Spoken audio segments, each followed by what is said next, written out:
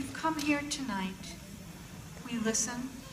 We expect in return to get the opportunity to respond. I know that you're passionate about this. I want to tell you, we hear it, we get it, but give the commissioner the chance to be listened to. I think it's appropriate.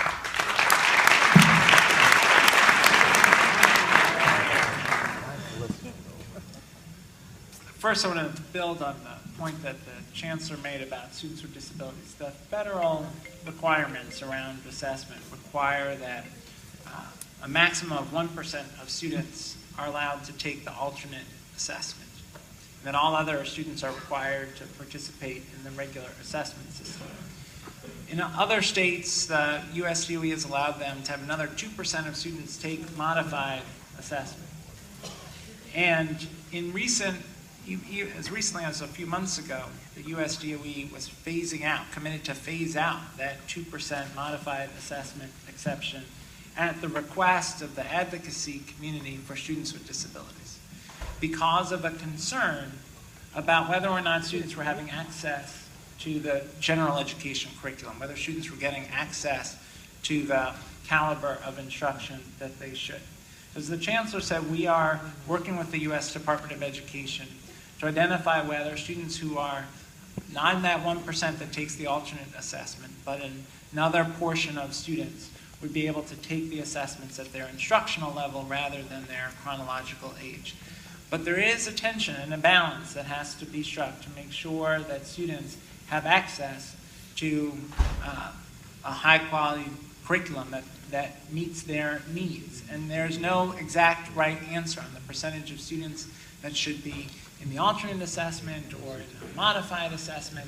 And all states are struggling with trying to figure out the right percentage and the right approach in terms of assessment for students with disabilities.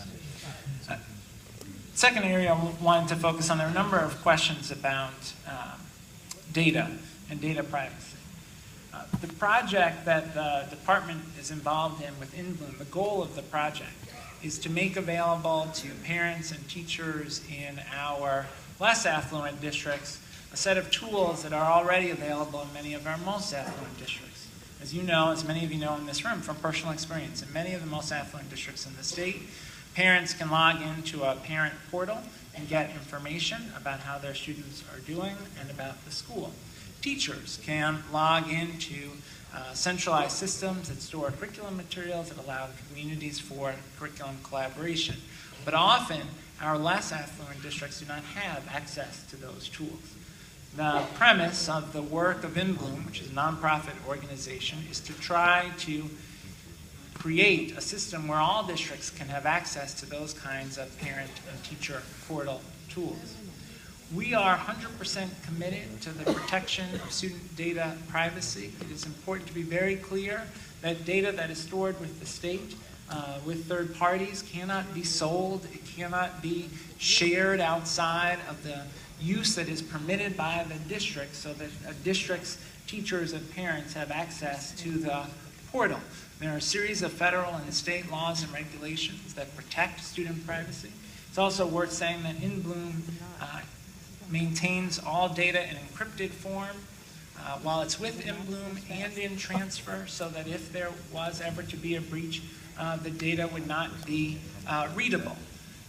That said, we have today across not only New York but across the country, virtually every district in the state is storing data with multiple third-party providers, and we are engaged in efforts and conversations at the federal and state level about ways that we can all enhance security protection, and we believe that the work with InBloom actually is a step towards standardizing and improving security protocols around these kinds of portal tools. One of the things that the portal will make possible that is not possible today is that when students move between districts, it'll be possible to transition the information electronically rather than districts having to fax back and forth information. That'll be of particular value for our students who are most mobile.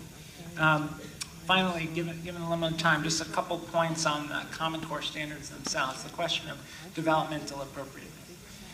One of the foundations of the Common Core work around mathematics is to look at the mathematics standards and performance of our international competitors and ask how are they approaching math instruction? What is it that is leading to their advantage over the United States in math performance?